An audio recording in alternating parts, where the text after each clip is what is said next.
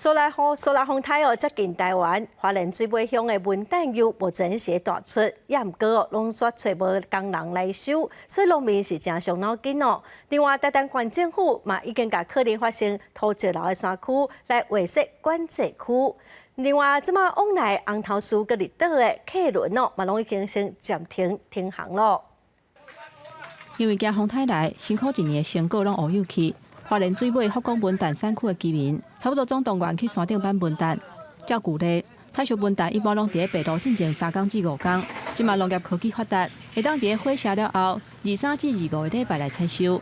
如果不是这个台风来搅局的话，我们可以慢了5天，是正是时候在白露前。但是这个时候来，说不紧张骗人啊。不过，规个看起来采收的临时工，大部分拢是庄仔头的老人甲妇人人，欠工的情形严重。800外公顷的山区，要赶伫风台来进前采收好了，恐惊是有困难。大概一天需要1000个工人，我们大概预计会缺2到3成的这个工人。本来有军方要支援我们采收，那碍于相关的规定的话，那就没有办法来协助。